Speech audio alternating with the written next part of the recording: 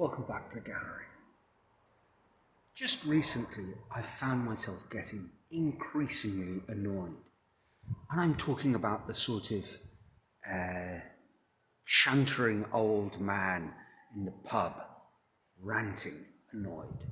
And I've been getting annoyed at a very particular thing. It's a phrase. Smash the like button. Bloody hell, what an irritating thing to say. Of course, it's irritating because if only I could actually smash the like button, completely disable it. I mean, I can ignore the like button. It's not easy enough to do. It's actually quite difficult. You get sucked into this little game. And it is a game. It's a casino sort of game. It's part of the whole model that these new social media things are built on. Hit the like button, get lots of likes, rinse and repeat, little dopamine hit. And it's all about a sort of very short-term kind of approach.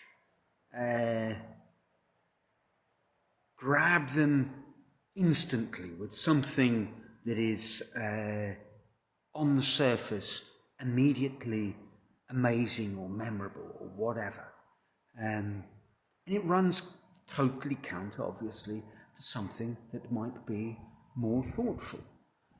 It's very easy to complain and rant and get annoyed at stuff. So when I caught myself doing this, I thought, well, what would be a better sort of metric? And obviously I'm not suggesting for a moment that our overlords at Google are going to do what I'm going to suggest, because it wouldn't be in their best interests.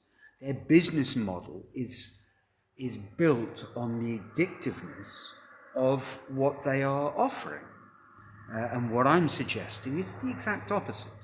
So my metric that I would have underneath your YouTube video would be, I suppose, I'd stick with the number of views because I think that does tell you something.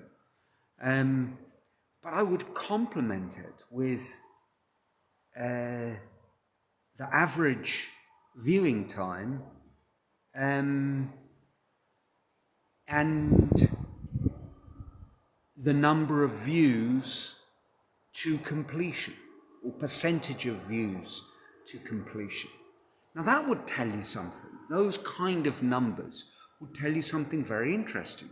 If it's a 3-minute video, do people stick around to the end of the 3 minutes? And more to the point, if it's a much longer video, does it capture people's attention? That, I think, might be quite interesting to know. Of course, you can find that out. But the like button tells us very little. It tells us at best whether a large number of people have been convinced enough to support the person saying, smash the like button. So there we are. Let's get rid of it. We're not going to. Then you kind of get into a sort of question that a lot of the digital detox people are sort of suggesting. And I'm going to force an analogy with the casino. If you feel that you're a person, and most of us are, that can't resist the allure of the games on offer in a casino, well, the solution is just don't go into the casino. And by any sort of measure of habit formation, all those kind of neuroscience-based arguments suggest that's a pretty good way of going about it. Just don't walk through the door and then you won't play the game. But actually, I can see the benefits for me of, on some level, engaging, for example, as I am now, with YouTube. I don't think YouTube, or for that matter, Facebook or Instagram, are all bad. Far from it. They have a lot of tremendous merit that is obscured by this discussion about the sort of gamification, instant gratification side of social media.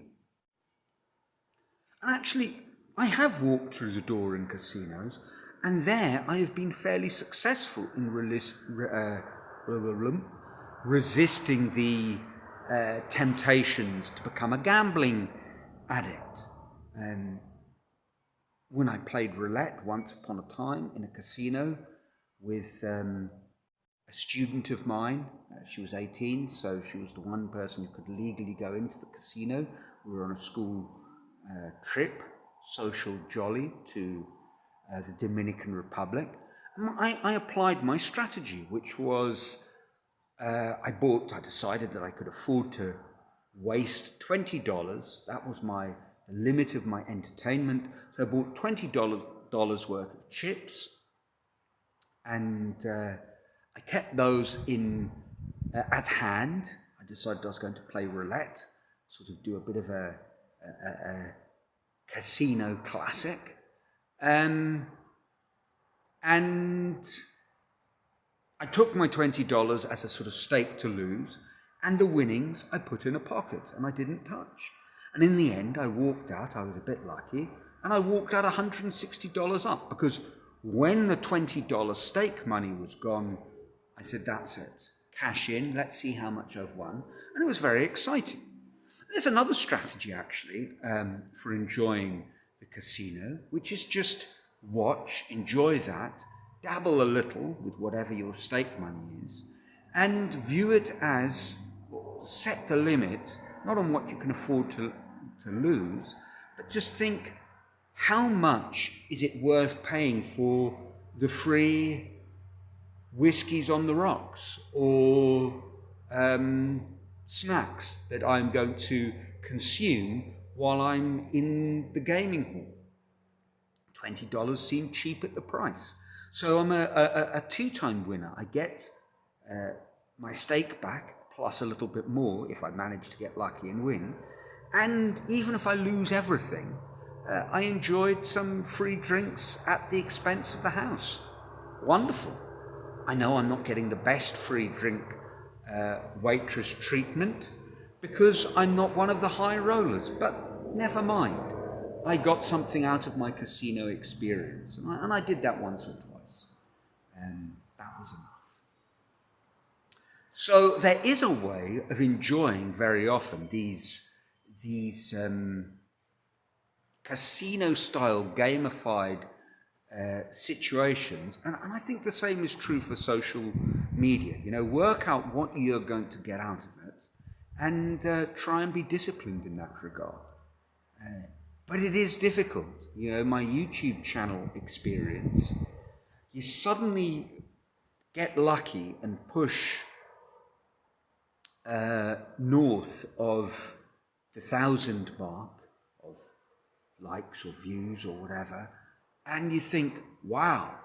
Then the next time you're not so lucky, you start chasing your losses, and that is precisely the big dopamine sort of cycle, the gambler chase the loss type of scenario, and we have to fight against that. So that's what I've been thinking about, and I thought I'd have a little rant. Let me know what you think in the comments below. Smash the like button, go on, you want to. And if you haven't subscribed, what are you waiting for? That's what they all say. So subscribe, come on, help me out, be nice. And if not, have a free drink. That's it for this week, and ciao from a sunny Brazil.